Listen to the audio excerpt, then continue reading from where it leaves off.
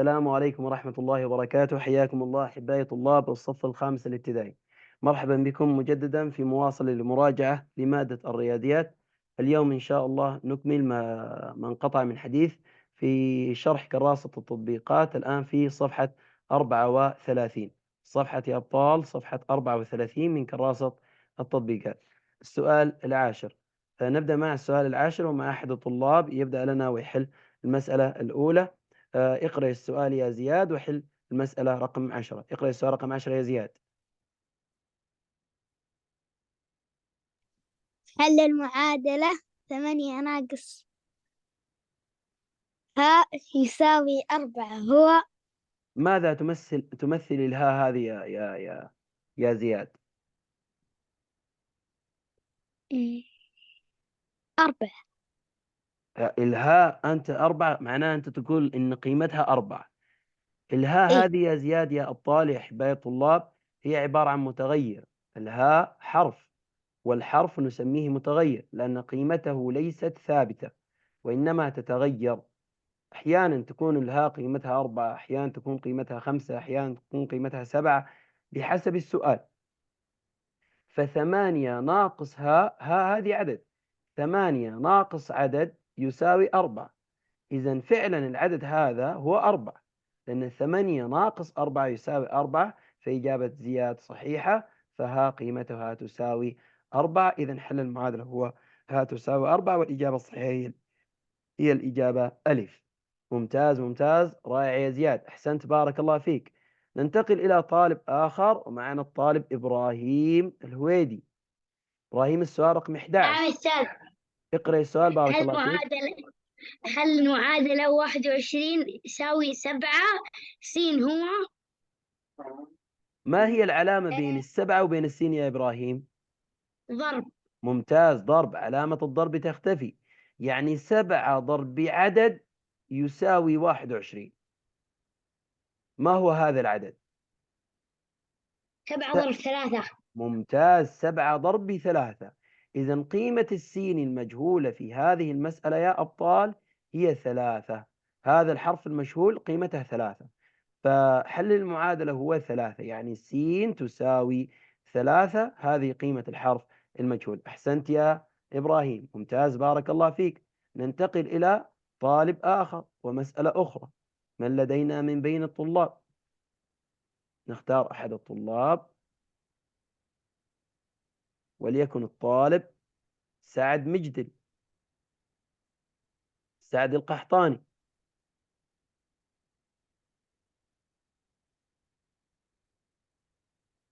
طيب إذا سعد غير موجود نأخذ طالب آخر.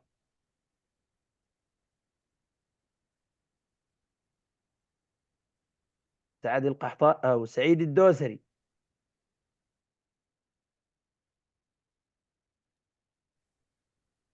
هاي أستاذ. حياك الله يا سعيد. سعيد، لدينا هذا الجدول يسمى جدول الدالة، وجدول الدالة يتكون من مدخلات ومن مخرجات وكذلك يتكون من قاعدة الدالة. القاعدة تكون أعزائي الطلاب عبارة عن طرح أو جمع أو ضرب أو قسمة، فيها عملية حسابية. فلدينا مدخلات 19. كيف نطبق هنا قاعدة الدالة وماذا نكتب في المخرجات يا سعيد؟ نكتب قاعدة الدالة أستاذ أستاذ. لحظة يا سعد، كمل يا سعيد. معلش كان الجوال عندي معلق ما عشان كذا ما قدرت أفتح المايك. طيب لحظات، خلي المايك مفتوح واصبر قليلا. نعم يا سعيد. أكتب من أوكي. جدول الدالة عادي. المدخلات 19 20 21. يلا ماذا سنكتب هنا في قاعدة الدالة هنا في هذا المربع يا سعيد؟ أكتب 19 نعم ناقص 9. ممتاز.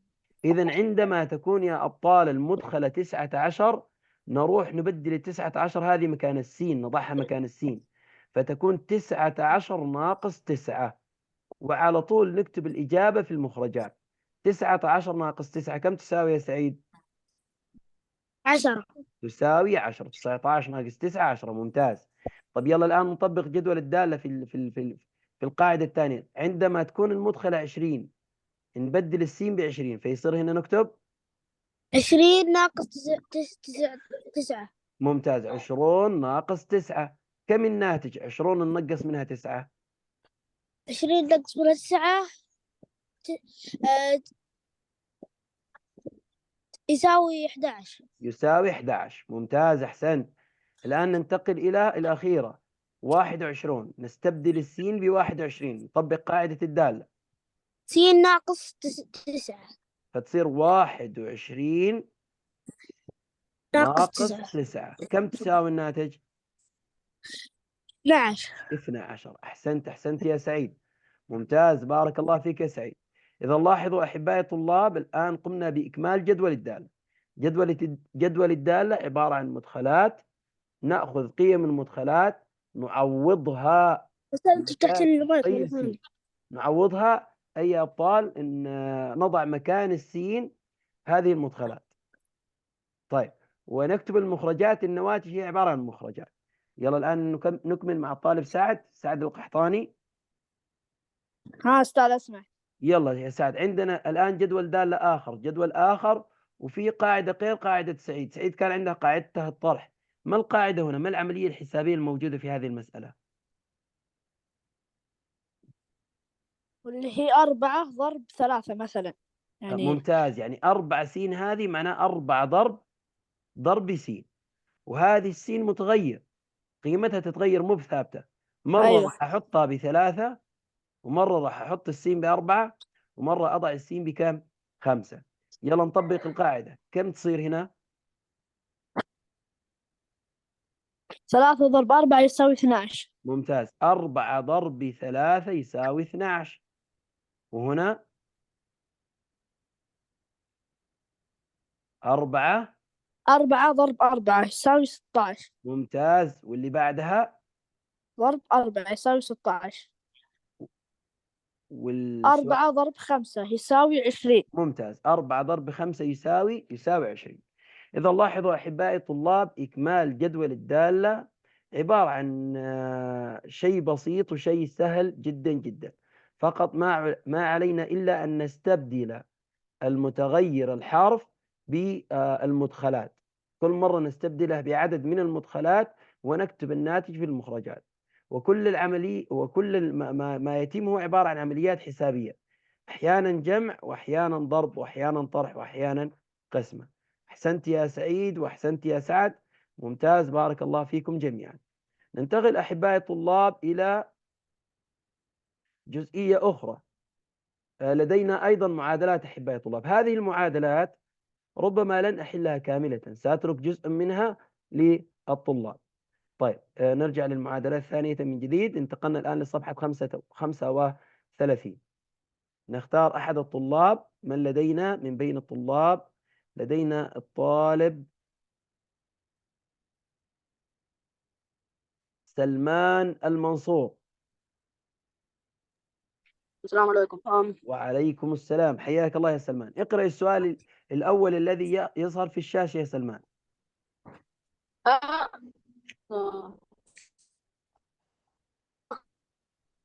ها زايد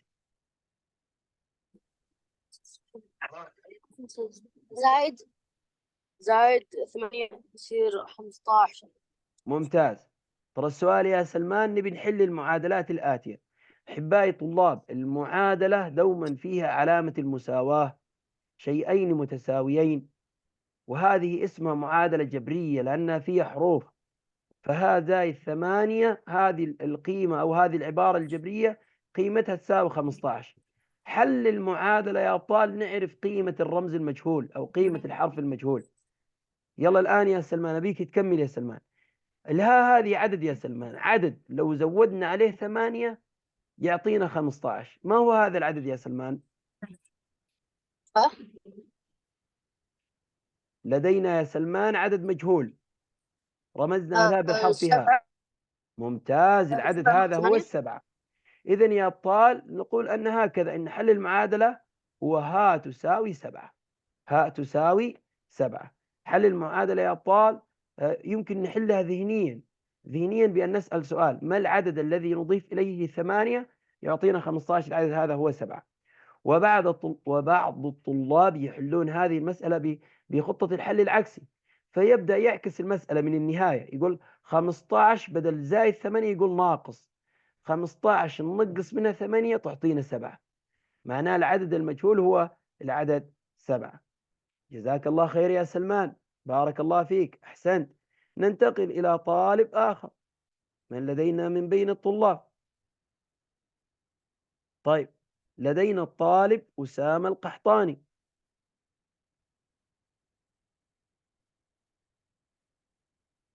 نعم يا أسامة. المسألة الثانية يا أسامة، س ناقص س ناقص 8 يساوي 12. ايش نعم. هي؟ ممتاز. قيمة السين يعني في عدد ننقص منه 8 يعطينا 12، العدد هذا هو العدد 20 يا أبطال. ممتاز، أحسنت يا أسامة، ممتاز، بارك الله فيك. ويمكن أن تستعمل عزيزي الطالب خطة الحل العكسي، بدال 12 نبدأ من الأخير، 12 بدال ناقص نحولها لزائد، 12 نزود عليها 8 يصير الجواب 20. إذا 20 نقص منها 8 تعطينا 12. ممتاز، أحسنتم يا أبطال، بارك الله فيكم يا أبطال. الاختبار النهائي، اختبار نهاية الفصل أو اختبار تمكين أو أي اختبار، لا يخلو من مثل هذه الأسئلة. لا بد يجي سؤال على المعادلات، بس سؤال المعادلات هل تجي معادلات جمع، أم تجي معادلات طرح، أم تجي معادلات ضرب، أم تجي معادلات قسمة، لا ندري، لكن أنت على كل تكون فاهم كل أنواع المعادلات. طيب، ننتقل إلى مسألة أخرى.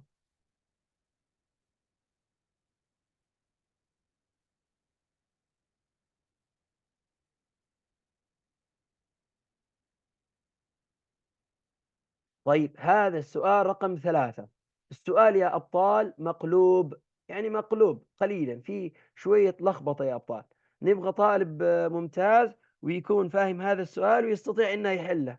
طيب، مين عندنا ممتاز؟ ها، نشوف مين من بين الطلاب. أحمد الخريف، اقرأ السؤال رقم 3. 3 9 يساوي 15 ناقص ص. يعني يا أحمد نبدأ القراءة من اليسار، ممكن نبدأ من اليسار. يعني أحمد أنا أقول لك الآن 15 ننقص منها عدد تعطينا 9. 6. ممتاز، شفتم الآن صار السؤال واضح، لكن مسألة مقلوبة قليلا. لكن لو جيت قرأتها من اليسار، قرأت المسألة من اليسار، 15 ناقص عدد هذا مجهول، 15 ناقص عدد، الجواب يجي 9. يعني بدل ما التسعة موجودة على اليمين اكتبها على اليسار. 15 ننقص منها مثل ما قال أحمد، ننقص منها 6، ننقص منها 6. إذا مثل ما جاب أحمد، صاد تساوي 6، قيمة الحرف المجهول هي عبارة عن 6. أحسنت يا أحمد، ممتاز، بارك الله فيك. طيب أحبائي الطلاب، سأترك حل السؤال رقم 5 ورقم 6 للطلاب. 5 و6 أسئلة بسيطة وسهلة، فكروا فيها أنتم، يمديكم تحلونها أنتم لحالكم. 5 و6 حلها متروك لكم، وبعد تنتهي الحصة حلها كده وارسل لي على الواتس، قول لي يا أستاذ حليتها. طيب السؤال رقم 6 هذا راح أحله أنا، آسف، السؤال رقم 4 و5 اللي ما حليتهم حلهم أنت عزيزي الطالب.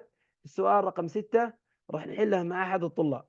طيب، لدينا الطالب مشعل الغامدي. نعم يا مشعل. مشعل غير موجود.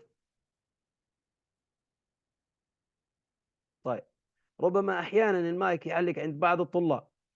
طيب، لدينا الطالب نايف الزهير. نعم أستاذ. طيب نايف، السؤال رقم 6 اقرأ السؤال بارك الله فيك. 72 يساوي 6 س. ممتاز. 6 س ماذا تعني 6 س؟ 6 ضرب س.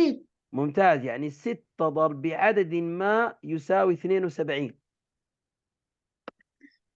طب 6 في 10 بكم يا نايف؟ 60. و6 في 11؟ 6 ب 11 66. و6 ضرب 12؟ 6 ضرب 12 72. لاحظ لو وضعت عزيزي الطالب هنا 12 مكان السين، فيصير 6 ضرب 12 و72. إذا حل المعادلة هو قيمة س تساوي 12. س تساوي 12. أحسنت يا نايف، ممتاز، بارك الله فيك. ننتقل إلى طالب آخر وأسئلة أخرى أحبائي الطلاب.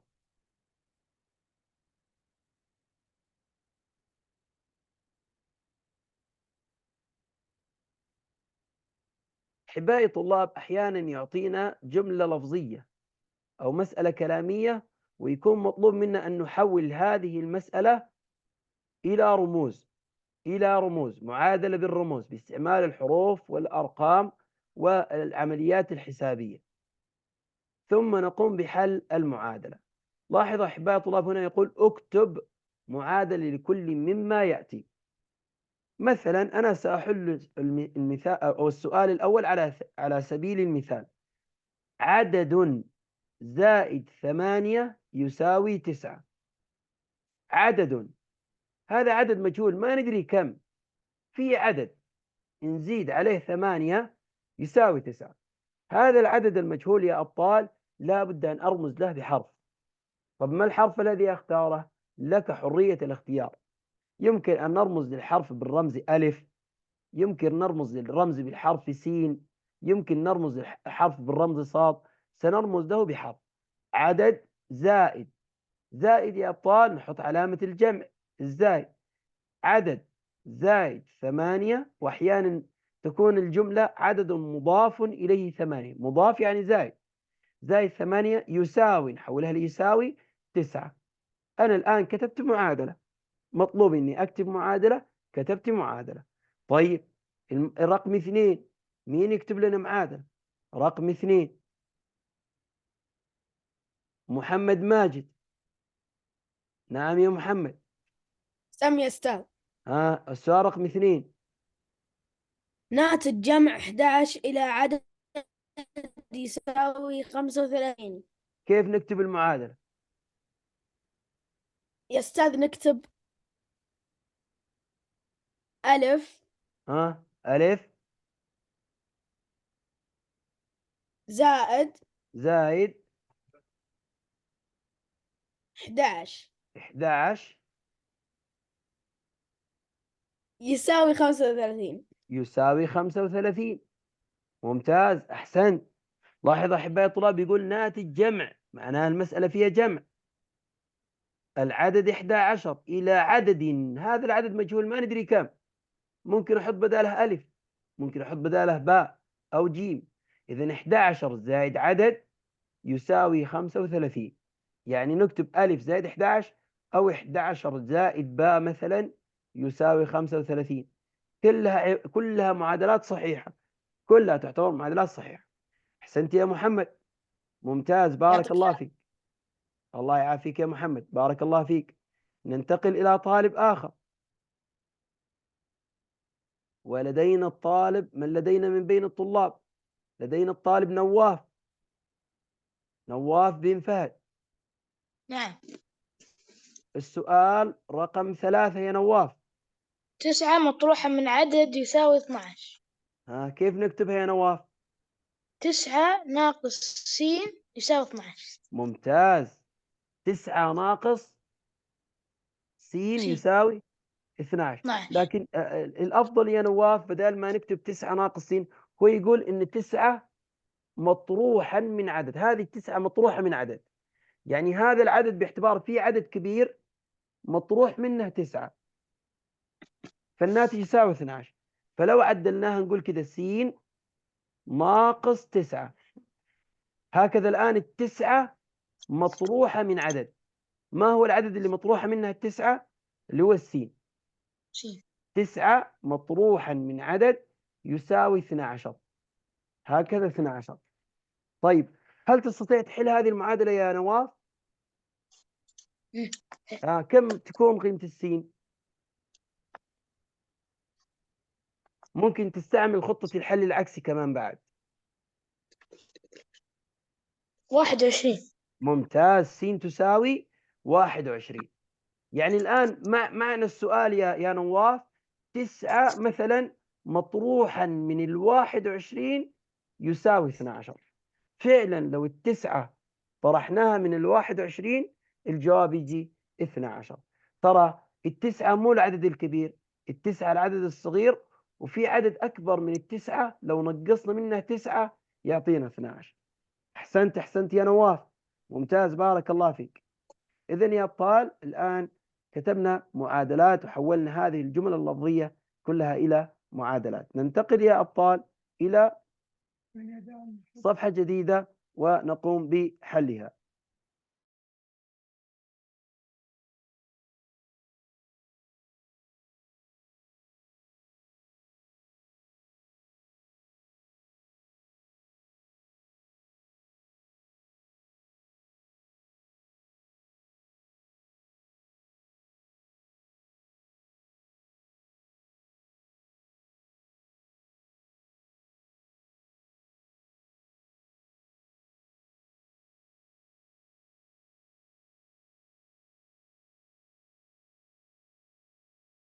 نواصل أحبائي الطلاب.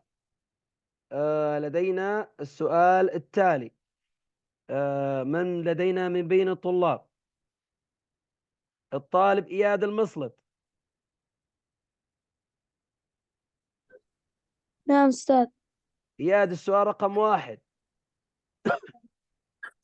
آه، وزع مدرس التربية الفنية وزع مدرسة الدرس 3 كيلوغرامات من الصلصال على 4 طلاب بالتساوي ما نصيب كل منهم. السؤال باء. الجواب باء. إيه؟ لاحظوا أحبائي الطلاب، هذه المسألة اللفظية حلها سهل. كيف أحلها يا أبطال؟ أول حاجة أنا عندي كم كيلوغرام؟ عندي 3 كيلوغرامات. أبي أقسمها على كم طالب؟ على 4 طلاب. 4. يعني أنا ودي أقسم 3 تقسيم 4. هذه 3 تقسيم 4 يمكن أكتبها بصورة كسر، يعني 3 تقسيم 4 يمكن أكتبها هكذا، 3 على 4. صارت إيه صح الإجابة علي 3/4. إيه، نفس الإجابة مين؟ نفس الإجابة باء. إذا يا أبطال نحن نريد نقسم 3 كيلوغرامات على 4 طلاب.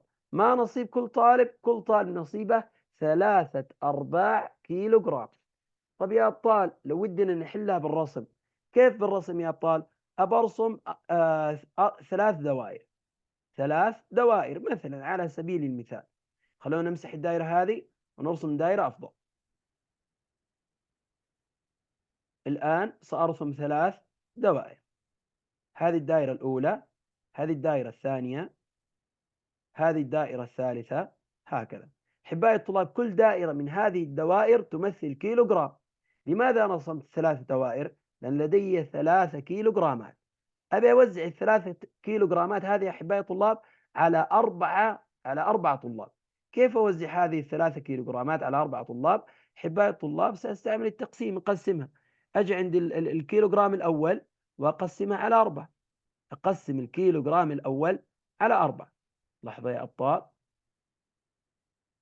هذا الكيلوغرام الأول اللي من اليسار قسمناه ل4، والكيلوغرام الثاني قسمناه ل4، والكيلوغرام الثالث قسمناه إلى 4 يا أبطال. فنبي نشوف نصيب كل طالب من هؤلاء الطلاب. لاحظوا أحبائي الطلاب، الطالب الأول راح ياخذ ربع من هذا الكيلوغرام، الربع من هنا، وياخذ ربع من هذا الكيلوغرام، وربع من هذا الكيلوغرام، فيكون نصيب الطالب الواحد 3/4. 3/4. أحبائي الطلاب، شرحها بالنماذج يطول، ولكن اختصارا أنت تميز المقسوم وتميز المقسوم عليه، ثم تحول القسمة إلى كسر. تحويل القسمة إلى كسر أمر سهل وبسيط. طيب ننتقل إلى سؤال آخر وطالب آخر.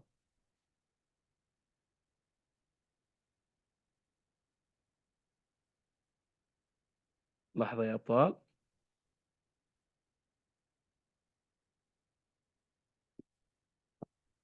طيب ننتقل إلى السؤال رقم 2 مع أحد الطلاب، مع أحد الأبطال. معنا الطالب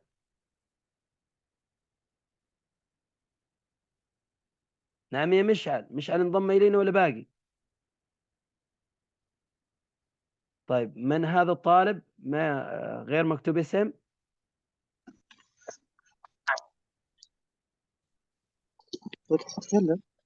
السلام عليكم. وعليكم السلام، حياك الله. من خالد؟ الكسر الغير فعلي 17 على ها؟ ممتاز، اكمل يا مشعل. الكسر غير الفعلي 17 على 3 على صورة عدد كسري. ممتاز. باء.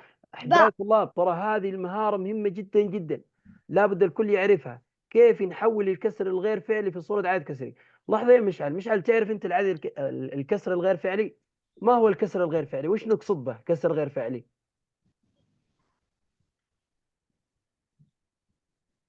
ماذا نقصد بكسر غير فعلي يا أستاذ طالب؟ صوتك يقطع. طب أقول تاني من جديد يا مشعل، ماذا نقصد بالكسر غير الفعلي؟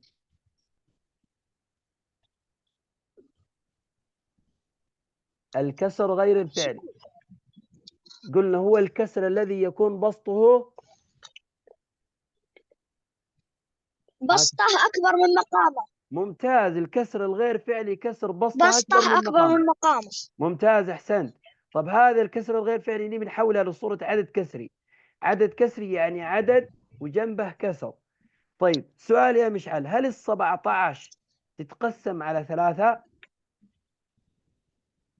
لا. لا تتقسم. إذا سأذهب إلى الرقم اللي أقل من 17 مباشرة. هل 16 تتقسم على 3 أو تنقسم على 3؟ لا. لا، أذهب إلى الرقم اللي أقل منها. هل 15 تقبل القسمة على 3؟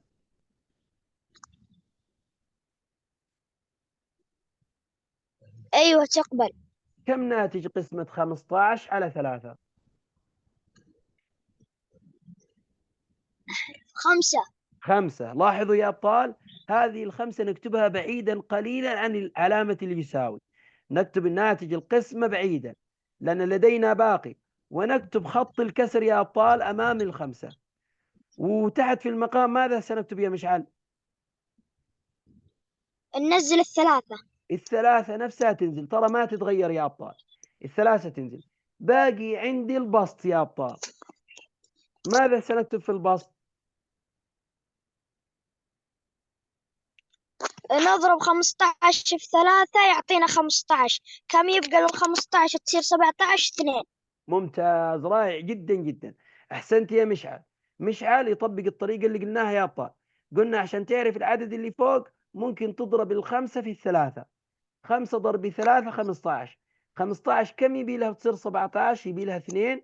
فالعدد اللي نضعه في الآلة هو العدد كم يا أبطال؟ 2. وترى هذه الاثنين يا أبطال هي باقي القسمة. الاثنين باقي القسمة. ال17 ما تقسمت على 3، وال16 ما تقسمت على 3، قسمنا ال15. طب ال15 قسمناها، كم يتبقى من ال17؟ يتبقى منها 2. أحسنت أحسنت يا مشعل، ممتاز رائع، بارك الله فيك، جزاك الله خير يا مشعل. ننتقل إلى مسألة أخرى وسؤال آخر وطالب آخر أحبائي الطلاب. لدينا أحد الطلاب بآيفون، ما أدري من هذا البطل.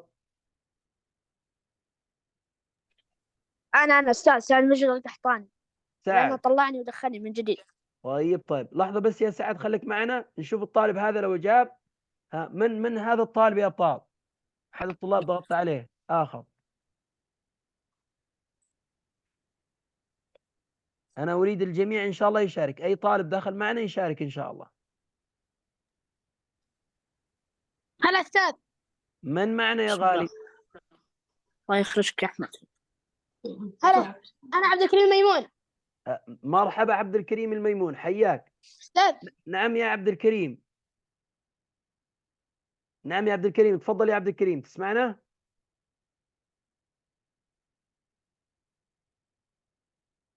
الميمون. هلا يا أستاذ. طيب معليش. السؤال رقم 3 يا الميمون، اقرأ بارك الله فيك. العدد الكسري 3 على 4 من 8. 8 على 4 على صورة كسر غير فعلي. لحظة بس، عندما نقرأ مثل هذا العدد الكسري يا عبد الله يا عبد الكريم، نقرأ من اليسار. نقول هكذا 4 و3 أثمان. 4 و3 على 8. على 3 على 8. ممتاز.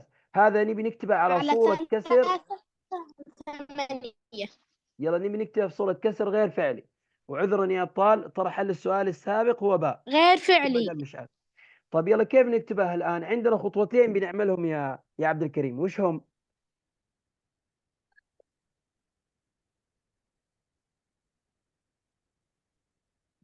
هم أن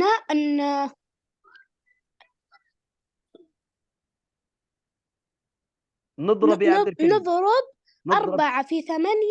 ممتاز. 4 في 8 وبعدين نزود على 3. ممتاز. نضرب 4 في 8 ونزود وبعدين عليها 3. نزود على 3. صح. ممتاز. كفو.